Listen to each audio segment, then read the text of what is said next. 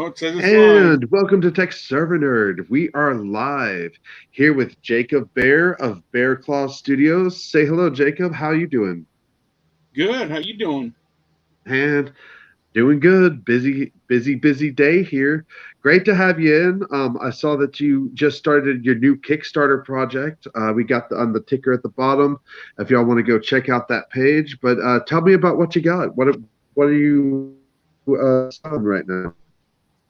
The Kickstarter is for my art book. I've had some fans in the past, recently in the past as well, wanting to me to do a collection of my art, and so I haven't done an art book in probably 8 years. So I thought why not? We'll do this one. I usually try to do a make 100 project on Kickstarter every January, so I thought this would be perfect for it. Excuse me. So I So you got try to go once a year with one? on the Make 100.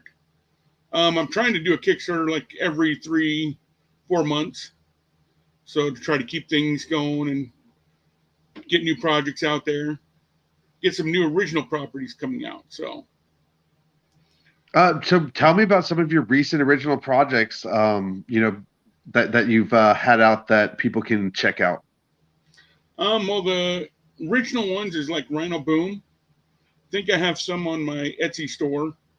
He's basically he's the Hulk with the personality of Spider-Man and Deadpool.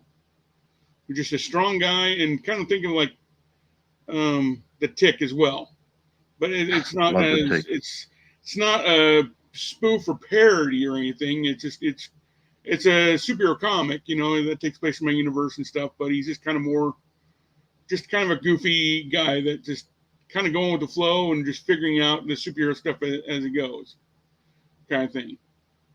And so Well, he's not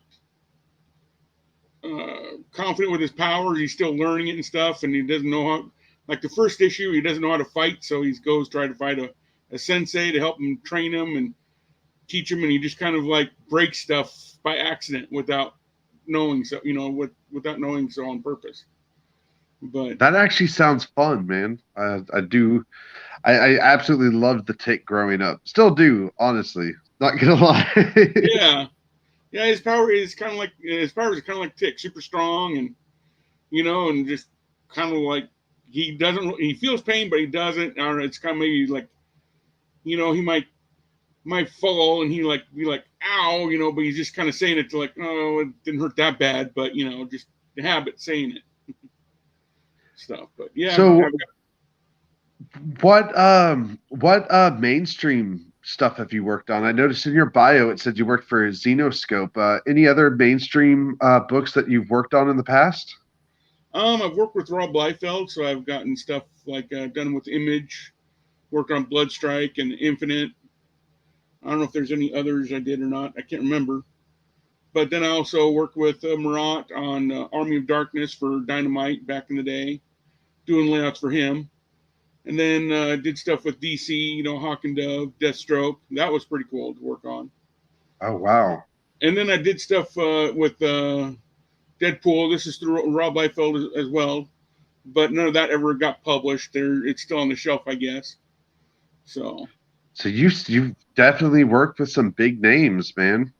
yeah, Are they humble guys like Rob Feld? We actually on the In Your Face show we were just talking about Rob Liefeld because I was a big fan of um, Savage Dragon back in the day. And do some of these guys does the success get to their head? Are they like celebrities where they get, or are they still pretty down to earth like artists? Because I know in general artists are kind of laid back people, but I imagine if I met Todd McFarlane or something that there might be a little bit of celebrity ego there. What's your take? well, Marat's pretty cool and stuff, but Rob Liefeld, yeah, he's a dick. Is he? Yeah, he's a dick. I wouldn't, yeah, I wouldn't trust that guy. Yeah, him and I have a personal history there, and yeah, he's just not. He's not. Yeah, yeah. I should probably Yeah, I leave mean, it at the whole show we just did was about veterans taking in newbies, because we've seen, okay, first off, we've seen a huge surgence of indie creators in the past few years, and online it's kind of a shit show. Yeah. And it seems to be that there are more people attacking each other rather than helping each other out. And in an art like this, because okay, I mean, let's be honest, we get it. You got into art because you were a fan. Like, you don't make Oh comics and yeah. you like hate comics, but like, oh, I got to go make comics. Like, you were a fan. You got in for this for a reason. And I don't know if it's that some veterans are threatened or for what reason, but even if you go look at comic book YouTube, it is a shit show of people attacking each other left and right. Yeah, there seems to be a lot of drama behind the scenes, and I'm like, I don't know what is, and what they feed each other. So it's like, they attack them, and then, oh, okay, well now I'm going to attack you, and it's like, and the other side, why are you attacking me? Well, you're attacking me. I mean, Yeah. it's it's like, why is there so much drama behind the scenes? It should be in the comic books. Yeah, I you could never know? figure, like, it's like when like rock stars meet each other. It's like, they just party. Yeah, It's like, hey, I'm in this band, you're in this band, we're playing this show together. Like, let's party. Why is it in the art industry like, I make this book, you make this book, let's go behind each other's back and talk trash? I can't figure it yeah, out for the life of me. yeah. I don't understand what all the drama is about and all that. It's just, and everybody has to picks a side, and it's like, why pick a side? Just, in my case, I don't care what your political backgrounds or all that stuff is. If you're doing, as long as what you're doing isn't illegal, like you're not killing people or Yeah. raping and stuff like that or whatever, I don't care. If you're putting out a cool comic book, I'm going to buy it.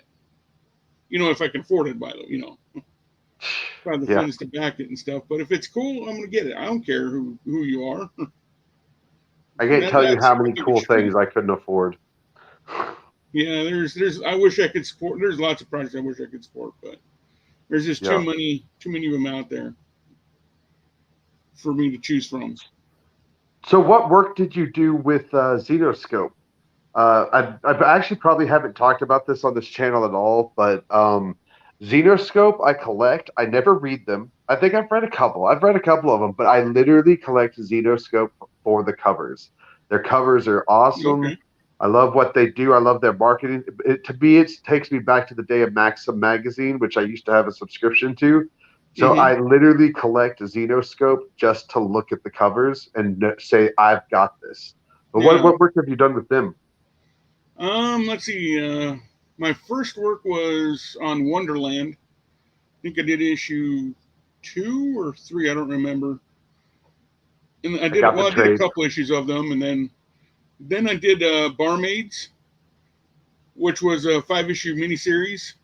And that one I worked hard on. It was because it was tight deadlines, and they were talking about getting some, having me do a first issue, another artist doing the second issue. But I didn't want that. I wanted to do the whole series because I hate it when they bring in you have one artist doing it, and then they bring in another artist to fill in, and then you go back to the other artist, and it's like kind of breaks it up, especially when it's only a 5-issue miniseries. Yeah. So I wanted to all be my artwork, so I think I drew every issue in like 2 weeks. Oh, really? All I did was sleep, eat, and draw. That's it.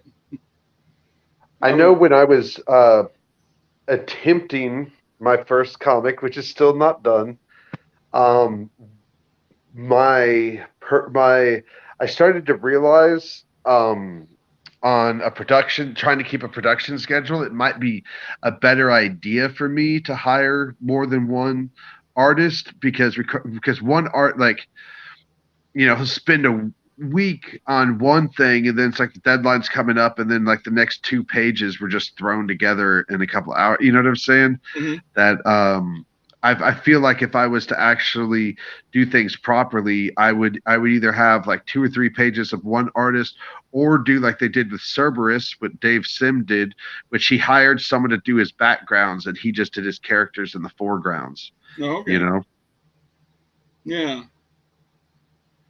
save some time in general. Right. Yeah, that one. Yeah, I wanted it to be all me though. And then yeah, after I don't let's see. Then I did some finishing work with them. I don't remember the name. I don't remember the name of the books off hand now, but that was pretty fun. Then yeah, yeah, I don't remember everything I did for Xenoscope. So, but my work is much better now than when it was back then because I kind of look at those back issues and I kind of cringe at looking. I'm like, oh, I could do it so much better now. Right?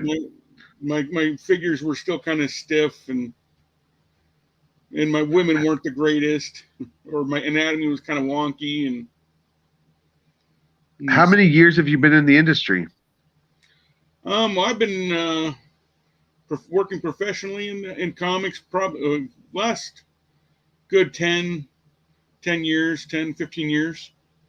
Okay, so you've had a good background. Would you rather work within the industry for, the big companies, or do you prefer like crowdfunding and stuff like that? I prefer doing my own stuff now.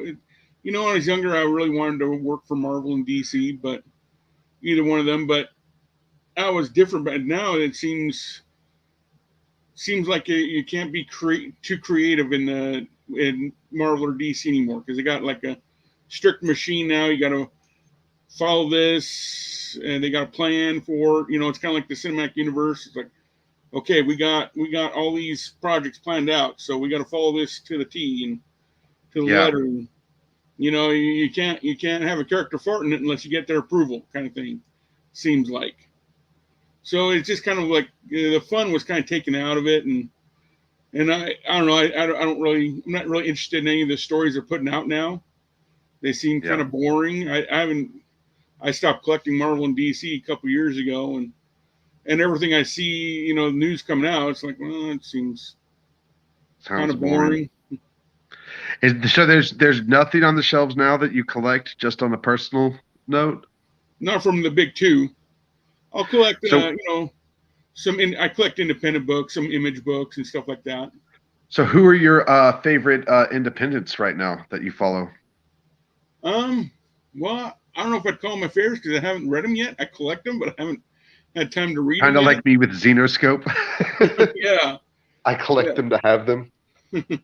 But I collect the Spawn. I collect all things Spawn because McFarlane is a big inspiration to me, and and then if I see something like I think is it Noctura or whatever from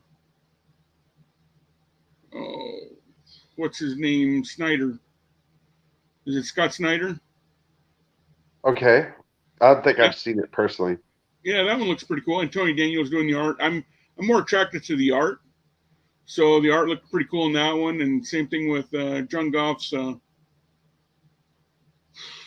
Can't remember the name of that one either, but it's Frank Gary Frank's doing the art on that one. And he's one of my favorite artists. But yeah, and then if I usually image books, I don't really collect the single issues too much. I try to get if it looks interesting, I'll wait for the trade. The trade. I started doing that a long time ago, just specifically for the space. I Yeah, my comic book collection. It's kind of it, I love it, but it's kind of a hindrance. It cramps my lifestyle sometimes, but yeah, yet I still do it. And I do have found trades are easier just to display, to have, like, it's there, it's in a book. So I've actually been collecting trades of things I actually own in comics, right. but I still end up there like those variant covers. I know Stan Saki. I'm a huge Usagi fan, so I do like Stan Saki. He did a Moon Knight cover, a variant Oh for a Moon Knight cover. It's like, now I got to go out and get that cover. yeah, But it's funny. I don't think many people talk about this, but it kind of it does take over your life. Like, I mean, I guess if I had a big house with oh an yeah, extra room, it would be fine. But like, it does kind of. My collection gives me anxiety sometimes. I'm like, do I have a problem? yeah. I have just a one bedroom apartment, so I don't have much space in here. My collection's pretty huge. I just Yeah, I wish I sprung for the two bedroom apartment. yeah.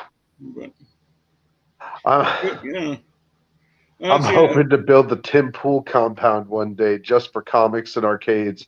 So we there could you have go. people game streaming in one room. We have the comic book shop in one room, have the arcade downstairs, Yeah, exactly. But that's all dream stuff until it becomes reality. So Oh yeah. Let's see, and then the other independents, like I collect, try to collect AP, Antarctic Press comics and stuff. Try to get some of their stuff. They're gonna be publishing Rhino Boom in an upcoming issue of I think it's Exciting Comics here in a few months. So are they still doing Ninja High School? I think they started that back up again. AP? I used to love those. I haven't bought one in a hot minute. Yeah. Let's see, what else do I collect? Through the independents and stuff, if something catches my eye, I'll check it out. Yeah. I recommend people check out AC Comics if they're looking for some just fun superhero books. Some what So, books? AC Comics, they publish FemForce. Okay. I Yeah, haven't checked them out yet, but I'll take a look at them. yeah. Most people don't know they still publish, but I help them out with stuff every now and then, and they're going to be helping me out with the next issue of Dana Dark, doing Okay. some short stories. So I, if I'm not mistaken, I don't know where you're at, but I'm in Texas, and I'm is it was it Antarctic? That I think they're based out of Houston for some reason. I'm yeah, not. Antarctic Press is in Houston or Austin or somewhere around there. Yeah, I think it was Houston because I remember I was thinking about talking to them about publishing something. So I'm a hobbyist, I hobby writer. I spent a bunch of I was saving money trying to make this comic. I put a bunch of money into it, then had lost my job, and so it's just like I never finished, and so now I'm trying to like kind of do broadcasting. Hopefully, eventually these things are going to come into fruition. So I can't really say that I'm like in the industry in any form other than that like I'm a fan, but I'm a creative compulsive person. So if I'm not creating, I'm depressed. Okay. So regardless of whether I'm making money off of what I'm doing, I'm always doing so they got some great stuff. And so I'm trying to finish some stuff up. I'm supposed to be going in March to LA, but I am not done with this script. I'm sitting here. I just had to move this week, and I'm on crunch time with this script to get it done. And I literally have an appointment, but you know, it's Yeah. what it is. It's just always hustling and pushing and trying to create. But this channel gives me a great outlet. And if anything, I want to promote as much as possible people. I don't know if you're on my Facebook group, but anytime you want to promote your Indiegogo or your friends Indiegogo or anything y'all got going on, y'all can do it on the Facebook group. That's what it's there for. Sure. You know, I do I don't do politics when I'm doing this, but I do trash talk and like kind of make political jokes and stuff within my stuff. So some people might not want to affiliate with that. So and I understand that as well, but I'm more of a clown than Yeah. anything. Yeah. Don't bother me. So what advice do you give for someone wanting to get into the industry? Um. Well, obvious one is just practice. Keep practicing. And if it's what you really want to do, I'd put out your own book. This is the time for independent books, independent creators. Because you got different avenues now. I mean, didn't have this when I was growing up. You like didn't have YouTube. Where you can see artists, some of your favorite artists like McFarlane or Jim Lee or something. They've got their own little streaming going on, or seeing interviews with them, and then you got you don't have to you print on demand. You don't have to print up thousands of copies. When I published my first book, I had to print up like 3,000 copies of it, to get a good price break on it. But now, print on demand, you can print up just one or 100, however many you want. Yeah. But the main thing, the biggest advice is if whatever you start, finish it. I need to take That's that the hard. advice. Yeah, that's the hardest thing. That'd be the hardest thing in creating comics is finishing it, Yeah. because it takes, it's not like you can draw it in a week or a day. It can take months to finish a book, and during the months it's like, oh, you come up with another idea. I'm like, oh, that'd be cool, but you gotta stay focused and finish that one project. Until you can get on to the next one. That Yep. makes sense. Like me, I got like 3 or 4 projects I'm working on, but I try to delegate my time to each of them, but I'm trying to stay focused on this new one, so I want to get it all drawn by the end of February, so I can maybe launch a Kickstarter this spring for it, and then move on, finish up some others, and continue the process. So, what books do you that you've written would you recommend people check out to get a idea, independent or otherwise, like the best stuff that you want people to go out and buy tomorrow, and kind of see what you're about. Well, the best stuff that I want everybody to see is all of it, all of my stuff, Everything. everything. It's like um, there's Bat Bear. People are, that's getting a pretty big fan following, and I got 2 issues to do left on that one to finish it up. Did you There's say 3. Dune, Dune? What's that? Did you say Dune, Dune, or Domm? I'm not sure. I Oh, didn't. sorry, I thought I heard you say you were finishing up Dune. No, issue 4 of Bat Bear. Oh, okay. I'm sorry. Yeah, yeah. There's 3 issues of Bat Bear out right now, and I wrote and drew all of them. And I even colored the second one, and then I gotta finish issue 4 of Bat Bear. That's about half drawn, but there's two issues. Maybe that's what you heard. I got two Okay. issues left to do on that, and then Well, I got the Venomous Ponies. That one's a big fan favorite that people like. is that the one that's got the ponies that have like a symbiote? Yep. I have no, I'm totally on that. I'm sorry, I raised my daughter's 17 now, but she was young in the height of the pony thing, the Uh-huh. pony craze, and so it was like her favorite show. And I swear to God, that was the only show that like I didn't despise that Oh, she watched. Like Kipper and Caillou and all. I was like, oh my God. I'm like, can we watch ponies now? And she like turned on ponies. I'm like, okay, we're good. We're watching ponies. yeah. But yeah, I did see the art for that and I absolutely loved it. I was like, oh my God, I've got to get that one. Yeah, and then there's a spin-off book of that, which is all in the same universe as Wolverine and Friends. So that Okay. one, that one's pretty new. And then I've I seen that got, one as well. yeah. And then my Rhino Boom book. That one's a fun comic. And then the newest one that just coming out, I'm shipping this week, fulfilling the Kickstarter for, is Dana Dark's Shocking Tales. So it's kind of like a Tales from the Crypt, Elvira type thing, where she's the host and she introduces a story or several stories kind of thing. But she's also an actual character that I'm going to develop further that takes place in all my universe. Like everything takes place in the same universe. So Bat Bear can Okay. exist in Dana Dark and Rhino Boom.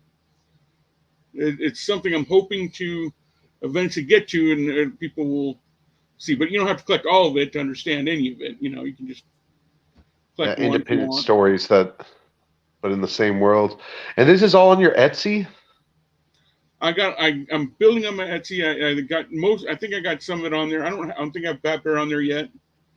I got to upload some of those, and it all takes time, And I'm a one man band here, so marketing Yeah. and drawing comics and everything, it's tough.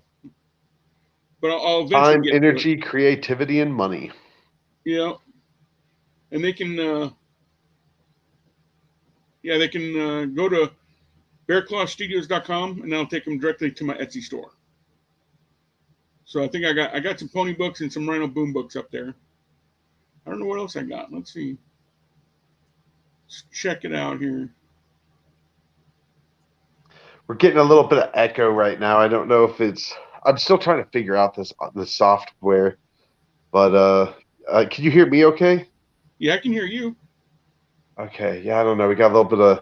It went a little bit robotic. It'll probably fix itself here in a second. Okay. Um. So I always like to end on like a positive note, and so like I guess we already did. What advice would you give to creators? Like, what changes would you like to see in pop culture in general? Like, what would you like, would as far as the future of the industry? Whether it be within or within the indie stream or within mainstream culture. Like, what do you want to see take place in the comics industry? I would say I don't know, might make some people mad, but I would say just focus on the stories again instead of a checklist. You got to make sure you have this person in there, or it seems like everybody wants to be represented in comics, and they're so focused on that and not offending people, instead of just focusing on a good story. And that's. I mean, I don't care if they have those characters, but focus on the story. I mean, Yeah, and create new stuff. Create new something new, characters, new new characters. diverse characters. Yes, It's instead like of there's no problem with diverse characters. Just stop making the old characters diverse and make a new diverse character because yeah. we'd all love it. Well, there was a few years ago that DC they published out new characters, and I was on board. Like they had Damage, who was like a kind of a Hulk kind of character, and then they had man, I'm blanking on the names, but they had Silencer. It was one of them, and there was one that Kenneth Rockerfort drew that looked pretty cool and stuff. But they were all new characters, and I was on board. I was checking them out, and but I don't know. They gave up. I don't know if the sales were bad or if just DC just like, yeah, we're giving up on these. And There was actually, I can't remember when, it was 95 or 96. I was still in high school or junior high, and Marvel did a summer of villains. And yeah, so they made a goal to make a new villain every issue for every comic. That's where the Shocker came from. The Shocker was one of the first ones, but they were like, we're tired of having the old villains, we've been reusing, and they did like it was like a campaign. It was like, hey, read Marvel the next couple of months because we're gonna have new villains in every comic in every issue, and a bunch yeah, of new villains came out. And I wish they'd do something like that again. oh yeah, and just have fun with it. I think the problem with comics is they become maybe too adult. So where kids, I mean, they're gearing they keep comics grew up with the fan base kind of. It's like they're not gearing towards the 12-year-olds or when I was a kid, when I wanted to collect comics, when I was 10 or something, I see Spider-Man, fighting this other guy and stuff. I want, that looked fun to me, looked cool. Now it's kind of like the stories are more mature. So they're going, instead of going for the young and teenage audience, they're going for the 20, 30, 40, and 50-year-olds kind Right. of thing. And it just kind of, I think they probably need to bring back maybe the Comics Code Authority or something, or I don't know. It's I think that's like a bad memory for some people. yeah. I I mean, mean, I agree what you're saying about because like I guess it was the last stream I was talking about. We were talking about how they made a big point in the new X-Men to point out Nightcrawler's opinion on condoms and contraceptive, and yeah. like I it mean, was like on the list of things I never needed to know. Like on yeah, that thing, if they had to create something to be like, hey, maybe we don't need to talk about that in a comic. I get it, but the Comics Code Authority was so weird because they would literally like create the entire comic and then like they would send it to a government agency which would then would use whiteout and then send it back, and so it did create some issues to where it was like um what was created came out, it wasn't what it was supposed to be anymore, just because they Yeah, couldn't use the words they were supposed to, you know. yeah, But I yeah, definitely think that they should definitely focus on making things more family friendly again, you know. yeah. But you still want your Spawn, you know, you Oh want yeah, your no, I stuff have like I that. have no problem with. I guess I'm speaking more like with the big two, because Spider-Man, should be for everybody. Character. I mean, I don't care if they do more adult stories and stuff, but I don't know. It's kind of weird. I mean, Spawn is different. I mean, because it's an independent person, so he was never a PG character. Yeah. But it's kind of, I don't know. For me, I like to make my comics like maybe PG 13. I don't like to have overly swearing or nudity or anything. But I like to in some of my comics. Maybe Dana Dark might be a little too adult, but I like to create most of my comics where this 6-year-old he's gonna be fine reading it. Yeah. And enjoy it just as long as well as like a 30-something-year-old would enjoy it. Just kind of like for everybody, and I think people have kind of forgotten. It's like Yeah. everything is rated R. It's kind of like the new Titans show on DC. It's it, The TV show. yeah, the TV show. It's like they're throwing in swear words just to swear words and nudity that's not even needed. Wait, we're not talking about the Teen Titans Go? Are we talking about No, it's called Titan. animated It's called animated Titans, ones? the live action show on HBO Max. Have you not seen that Oh, one? Young Justice? No, it's not a cartoon. It's live action. It's not. Is it Young Justice? Because I haven't No, seen it, so I'm kind no, of like want to go watch it. it's called Titans. It's called Oh Titans. yes, yes, the live action one. Yeah. Yeah, I call that Edge Lord Titans. Me and my daughter, we bond on Teen Titans a lot. She's a big Teen Titans fan. Okay. And whenever I talk about it, I call it Edge Lord Titans. Yeah. You know, because they're just trying to be edgy for the sake of Yeah. being edgy. Yeah. That's what it seems like. But I mean, I know my opinion is different than others, but Yeah, to me, that's not Teen Titans. That's just something completely different. yeah. You And know, for in my opinion, the Titans show is no better than any of the CW shows where the stories. I mean, it's like I don't know. I think goofy or whatever. I tried to give it a chance. You know, I really tried, and I just fell off. I Yeah. really was enjoying Young Justice.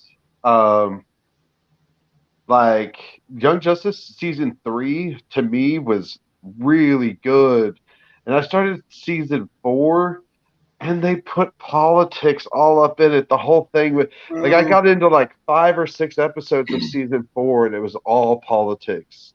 yeah. And it was like, but it wasn't earthly politics; it was Martian politics, because the Martians wanted to build a wall, and I was like, "Come on!" Like, and it was the show was literally about racist Martians that didn't want humans coming over from Earth, and so they were like trying to stop the humans by building a wall, and that from a space portal, and like they had to teach all the Martians to get along. I was like, I can't. I had to stop. I was like, this is the Yeah. biggest bullshit I've ever seen.